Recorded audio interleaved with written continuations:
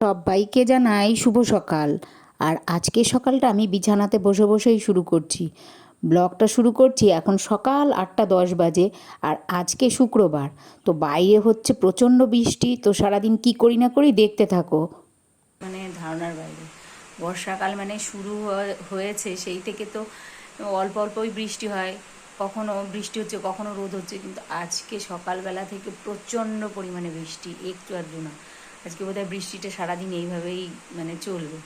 তো যাই হোক, কালকে তো মানে বাজারেও যেতে পারিনি, কালকে বিকেলবেলা থেকেই বৃষ্টিটা হয়েছে, তবে তখন অল্প ছিল। আর আজকে মানে ভোরবেলা থেকে শোয়ার থেকে উঠে যখন 7টা বাজে তখন থেকে এক নাগাড়ে মানে মোটটা নালে বৃষ্টি হচ্ছে, অসম্ভব মানে শব্দ কি বৃষ্টি। যাই হোক, দেখো এই যে বিছানায় উঠে আমি বিছানায় বসে আছি, ওই ছেলের বাবা বাজারে চলে গেল, রেনকোট টোট পরেই চলে গেল। ছাতাটা নিয়ে গেছে কালকে, সেই ছাতাটা তো আনিনি। তো যাই হোক, ওই দেখো আমি এখন বিছানাটার অবস্থা দেখো, আমি বিছানাটা তুলবো তার আগে তোমাদের আমি বৃষ্টিটা দেখিয়ে দিই। চলো, দেখবে কি জোরে জোরে বৃষ্টি হচ্ছে। আর বিছানাটার হালটাও আমি দেখাচ্ছি ব্যাক ক্যামেরা করে তোমাদেরকে। দেখো বিছানাতে কি নেই, এই দেখো অবস্থা। কোথায় বালিশ, বিস্কুটের কৌটো, জলের বোতল, পাউডারের কৌটো, মানে কোনো কিছু বাদ নেই আর কি। দেখো কত কিছু, চায়ের কাপ। আর এখানে তো কালকে ওপরে অনেক কষ্ট করে সারাদিনে মানে একটু রোদ হয়েছে একটু বৃষ্টি হয়েছে, সেই জামা কাপড়গুলো আমি কোনো রকমে শুকিয়ে এনে তারপরে এই যে এইখানে জিপি করে রেখেছি ওপর থেকে নিয়ে এসে। এখন এইগুলোকে আমাকে আবার ভাঁজ করতে হবে, দেখি কখন ভাঁজ করি। চলো তোমাদেরকে দেখাচ্ছে। এই যে সকাল সকাল ছেলের বাবা পুজো দিয়ে চলে গেছে, নিয়ে তো বাজারে চলে গেছে। দেখো আলনাটারও কি অবস্থা, মানে চতুর্দিকের অবস্থা খুব খারাপ, ঘরের বিছানাটার অবস্থা। দাঁড়াও আমি গুছিয়ে নিই তারপরে তোমাদের দেখাচ্ছি। আর চলো বৃষ্টিটা দেখিয়ে নিয়ে আসি। দেখো বৃষ্টির আওয়াজে বোধহয় আমার আওয়াজ তোমরা শুনতেই পাবে না, আমার কথা তোমরা কিছুই শুনতে পাবে না। কিরম শাঁ শাঁ করে বৃষ্টি হচ্ছে, মানে আমি কথা না বলে চুপ করে থাকে একটু, তোমরা দেখো শোনো।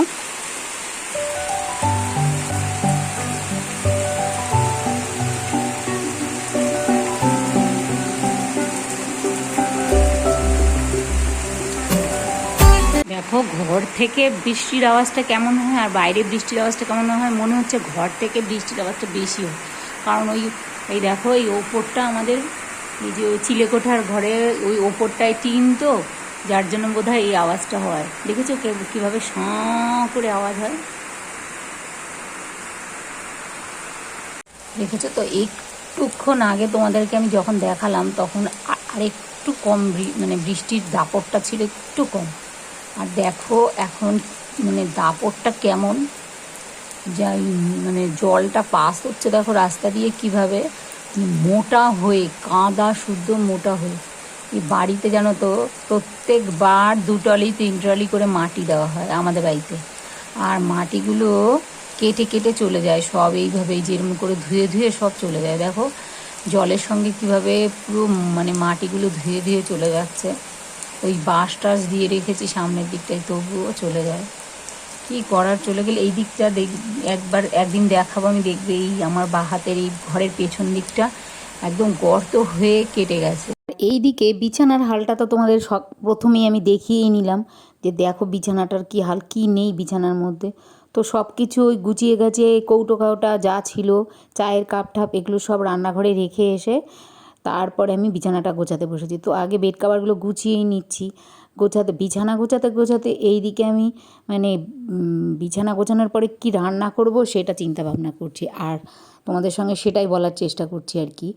তো দেখো কালকে ছিল মানে বাজার তো কালকে করিনি, আজকে 2 দিন ধরে বাজারে মানে একদিন আগে তো বাজার ছিল সেটা তো করিনি।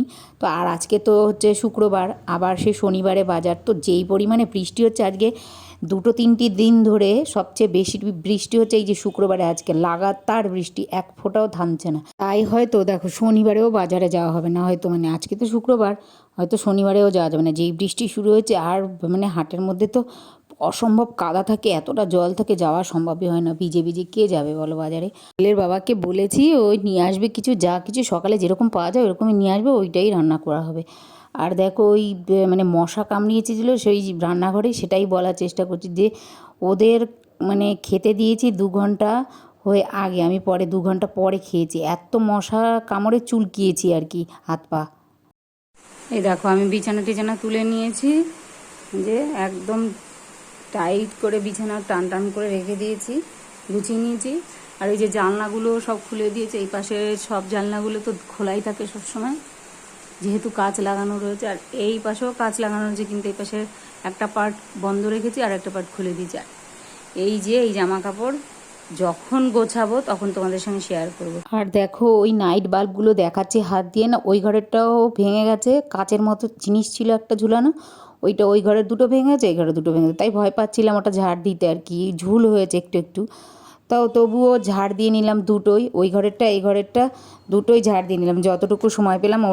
বাইরে তো বেরোতেই পারছি না, এবার ওই ঘরের যা টুকটাক টুকটাক কাজ আছে যেগুলো করি না সেই কাজগুলো সেরে দেওয়া, এইগুলো এই কাঠের এইগুলো ভালো করে যদি পরিষ্কার করা হয় ঘরের অনেক এগুলো আমরা ঘরে ঢুকছি প্রায় 8-10 বছর হয়ে গেছে, সেই থেকে এগুলো লাগানো হলে সেগুলো মুছে দিলে সুন্দর থাকবে আর কি।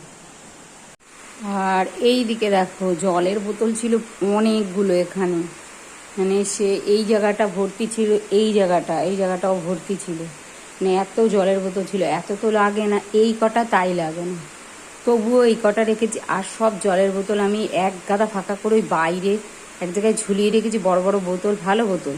আর কিছু এই দেখো এইখানে এগুলো খালি করে রেখে দিয়েছি, এত জলের বোতল মানে সে পার করে করে যে মুছবো মানে সেইটুকু টাইম হয় না, এতগুলো জলের বোতল ছিল, ওই জন্য আজকে এবার কমিয়ে দিলাম, এই মুছতে সুবিধা হবে, তাহলে তুলে তুলে ওই নিচগুলো মুছলে সুন্দর থাকবে। আর এটা তো যখন আমাদের এই অ্যাকোয়াগার্ডের জলটা ওই গঙ্গা জলটা আসে না, তখন তো ওই মানে ওপরে ট্যাঙ্কি থেকে তারপরে তো অ্যাকোয়াগার্ডে জল আসে, এই যে তো ওইটা তো আর কি যখন আর কি জল টল আসে না আর কি, গঙ্গা জলটা দেয় না, তখন আমরা এই জলটা এইটার মধ্যে ঢেলে তারপরে মানে খাওয়া দাওয়া করি, জলটা খাই আর কি। তো ওই জন্য একটা করে ড্রাম জল নিয়ে রাখা হয় আগের থেকেই। দেখো রান্নাঘরের হাল কি অবস্থায়, দেখো এখানে কাপ, এখানে কাপ, এখানে মানে এক গুচ্ছে থালা বাসন, এগুলো এখন মাঝামাঝি করতে হবে। দেখো ওই যে সব রয়েছে গ্যাসের ওপরে, সব রয়েছে, এই যে কতগুলো কালকের মাজা বাসন, এগুলো গোছাতে হবে। আর এই দেখো এদিকে দেখো আমি জানলাও খুলিনি এখনো, এই জানলাটাও খুলে দিচ্ছি, এত বৃষ্টি যে জানলা আর কি খুলবো, ওই যে বৃষ্টি হয়েই চলেছে, এখনও একটু কম তবে হয়েই চলেছে।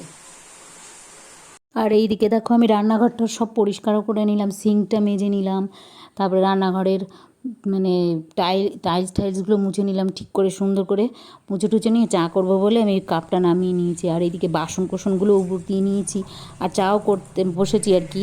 আর এইদিকে দেখো জেলেরা মাছ ধরছে, মানে আসে কিন্তু ভোর 4টে নাগাদ। আর দেখো এখন বেলা 10টা-11টা বাজে, ওনারা সবাই মাছ ধরছে, কারণ মাছ তো চলে যাবে, জল তো অনেক হয়ে গেছে না পুকুরে, প্রচুর পরিমাণে বড় পুকুর, জল হয়েছে কত দেখো, আর কি পরিমাণে হাওয়া বইছে দেখো, এই যে গাছের পাতা দেখলেই বোঝা যায় প্রচণ্ড হাওয়া বাইরে। আর জল তো পুকুরে থই থই করে, মাছ চলে যাবে, এইদিকে একটা ছোট্ট নালা মতো আছে জমির দিকে চলে আসবে, ওইটা দিয়ে আর কি শাঁখো মতো করা আছে, নিচে আর কি ফেলা আছে পাইপ, ওরা দিয়ে চলে আসবে বলে ওনারা মাছ ধরে তারপরে এই জালটার মধ্যে নিয়ে যাচ্ছে, আর জাল থেকে বারবার মাছ লাফ দিয়ে দিয়ে নিচে পুকুরে পড়ে যাচ্ছে, কারণ মাছ হয়েছে প্রচুর। ওই মাছ না এখন না তো ধরলে আর কি, ওই দেখো কীভাবে পড়ছে, না ধরলে আর কি অন্য ওই বেশি জল হয়ে গেলে, বৃষ্টিটা বেশি হলে জল অন্য বেশি হয়ে যাবে, তো পড়ে যাবে মাছ, সব অন্যদিকে চলে যাবে, ওই জন্য মাছ ধরে নিচ্ছে আর কি। আর এই দিকে দেখো আমি ওই মানে চেয়ারের ওপরে সেই জামা কাপড়গুলো ভুর করা ছিল, ওইগুলো সব আমি ভাঁজ করতে বসেছি, তো একটা একটা করে সব জামা কাপড় আমি ভাঁজ করে নিচ্ছি, বেড কাভার টাভার সবগুলো, এই যে এতদিনে আমি এই দেখো জামা কাপড় কিছু হলেও ভাঁজ করে নিতে পেরেছি আর কি, তো ভাঁজ করে নিলাম। আর এই দিকে দেখো ঠাকুরের বাসন টাসনগুলো কোথায় মাজবো, বাইরে তো অঝরে বৃষ্টি হয়ে চলেছে, যার জন্য ঠাকুর বাসন মাজার জন্য আর কি ওই রান্নাঘরে সিঙ্কে তো আর মাজতে পারি না, তো এই জন্য এই দেখো ওই মাঝের ঘরে বেসিনটাতে আমি মাজি, আর ওই ছেলের সঙ্গে কথা বলছিলাম। তো ঠাকুরের বাসন কোসনগুলো মেজে ঘষে নিয়ে তারপরে আর সার্ফ দিয়ে মেজে নিয়েছি, কারণ ওই মাটি টাটি আর ঘরে আনিনি, তো মেজে ঘষে নিয়ে বেসিনটাও মেজে রেখেছি। আর তারপরে চলে এলাম রান্নাঘরে, এদিকে ডাল বসিয়েছি, ডালের মধ্যে ধুয়ে ছেলের জন্য ডিম সিদ্ধ দিয়ে দিয়েছি, আর অন্যদিকে বসিয়েছি ভাত। আর এই দিকে দেখো আমি ওপরে উঠেছি, যে কি আওয়াজ, দেখো বৃষ্টির, তাহলে সারাদিন ধরে বৃষ্টিটা চলছে একটু। আর ওপরে উঠেছি একটু মানে খাটটাটগুলো পরিষ্কার করব বলে, এই টিনগুলো, ওই যে এই সবুজ টিনটা থেকে না আলো আসে আর কি নিচ পর্যন্ত, আর এইগুলো একটু পরিষ্কার করব, ঝাড়টার দেবো, এই জন্য উঠেছি। দেখি এই টিনের এক জায়গায় একটু ফুটো আছে, ফুটো হয়ে গেছে কি করে, আর জল ঢুকছে, এইগুলোই পরিষ্কার করতে আমি গিয়েছিলাম ওপরে। আর এই দিকে দেখো ছেলের বাবা তো বাজার নিয়ে এসেছে, পুঁই শাক নিয়ে এসেছিলো, ওই পুঁই শাক রান্না করলাম। আর তো তোমরা দেখলে ডালের মধ্যে ডিম দিয়ে দিয়েছিলাম, আর এনেছিল চিকেন, অল্প করে এনেছিল, ওই ছেলে খাবে না জানে, তো ওই চিকেনটাও আমি রান্না করে নিলাম, ভালো করে কষিয়ে জল দেইনি, আর অল্প একটু মানে ওই কষাতে যেইটুকু জল লাগে ওইটুকু দিয়েছে। আর দেখো এই মুসুর ডালটা না একটু অন্যরকম, মানে অন্যরকমভাবে রান্না করেছি আর কি, টক ছাড়া তো। ওই শুকনো লঙ্কা ফোড়ন দিয়ে, জিরে আর শুকনো লঙ্কা ফোড়ন দিয়ে প্রথমে ভেজে নিয়েছি লাফাগুলোকে, তারপরে আর কি একটু ভাজা ভাজা হলে ডালটা সোমবার মানে ওর মধ্যে দিয়ে দিয়েছিলাম, আর একটু চিনি দিয়ে দিয়েছিলাম, আর নুন, আর মানে নুন আর হলুদ তো এটা দিয়েছি। তো যাই হোক, এভাবে ডাল রান্না করলে ভালোই লাগে। ছেলে ডাল, ডিম আর ওই পুঁই শাকের তরকারি দিয়ে খেয়েছে, আর আমরা তো চিকেন মানে আছে জানি, সেটা দিয়েই খাবো। তো যাই হোক, ওর বাবা আর কি চিকেন মানে চিকেন দিয়ে আর ভাত আর চিকেন পকোড়া কিনে নিয়ে এসেছিলো, আর দেখো ওই হঠাৎ করে আবার বিরিয়ানিও নিয়ে এসছে একটা, মানে এক প্যাকেট। তো ওই আমারই খেতে হবে ওটা, উনি তো খাবে না, উনি বিরিয়ানি খায় না। তো ওই মানে চিকেন বিরিয়ানি আনেনি, এনেছিল ডিম বিরিয়ানি। তো ওই ছেলে খায় না, ওই যে ডিম বিরিয়ানি এনেছে ওই জন্য ও বলছে তাও খাবে না, তো ওই বাইরেরটা খাবেই না। আর মানে বিরিয়ানিটা খেতে তো খুব একটা মানে ভালো ছিলই না, তার মধ্যে তেল চপচপ করছে। তাও ওই ওপর দিয়ে আমি কিছুটা খেয়েছি, আর ওই দেখো প্যাকেটের মধ্যে কতগুলো এখনও রয়েছে, জানি না কী হবে, ওর মধ্যে তেলে বজবজ করছে। তো ওই ওপর থেকে নিয়ে এই ডিমটা দিয়ে আমি খেয়ে নিয়েছিলাম, আর চিকেন ওরকমই রয়েছে, ওই ছেলে বাবা খেয়ে নিয়েছে। তো দুপুরের খাওয়া দাওয়া সেরে নিয়ে আমি দেখো সন্ধে হয়ে গেছে এখন, সন্ধে টন্ধে দিয়ে তারপরে কিন্তু আমি একটু বাজারে যাচ্ছি, কারণ হচ্ছে সেদিন আমি একটা ওষুধ পাইনি, সেই ওষুধটাই আনতে যাচ্ছিলাম। ওষুধটা নিয়ে এসে আমি দেখো ওই আটা মেখে নিলাম, আর আটা মেখে আমি সোজা রান্নাঘরে চলে গেলাম। আর ওই দিন তো প্রচণ্ড পরিমাণে মশা কামড়িয়েছিল, যার জন্য আমি আজকে দেখো আর চুলকিয়েছি, আটার গুঁড়ি লেগেছিলো গায়ে, ঘেমে গেছিলাম বলে। তো আজকে এই জন্য এই ওড়নাটাকে আমি এইভাবে বেঁধে নিয়েছি, কারণ আমার তো অ্যাপরন নেই, তো ওই জন্য আমি এইভাবে বেঁধে নিয়েছি যে গুঁড়িগুলো এখানে লাগবে, তাহলে আর গায়ে লাগবে না, আর মানে গা হাত পাও চুলকাবে না। তো এইভাবে দেখো রুটিগুলো আমি সব বানিয়েও নিলাম। আর দেখো ওই ছেলের বাবা কিন্তু রুটি খায়নি, খেয়েছিল ভাত, চিকেন আর ভাত এটাই খেয়েছিল, আমি আর ছেলে রুটি খেয়েছিলাম। তো ওই বিরিয়ানিটা ওরকমই নষ্ট হয়েছে, পরের দিন ফেলে দিয়েছিলাম। আর সারাদিন বৃষ্টি হওয়াতে ছেলের বাবা সেই দুপুরবেলায় এসেছিলো তো বাড়িতে খেতে, আর যাইনি দোকানে, কারণ লেবাররাও আসেনি, ওই জন্য উনি যায়নি। আর এই করে রাত হয়ে গেছে অনেকটা, তো উনি খেতে বসে গেছিলো। যাক, ব্লগটা আর বাড়ালাম না, সবাই সুস্থ থেকো, ভালো থেকো, গুড নাইট বন্ধুরা।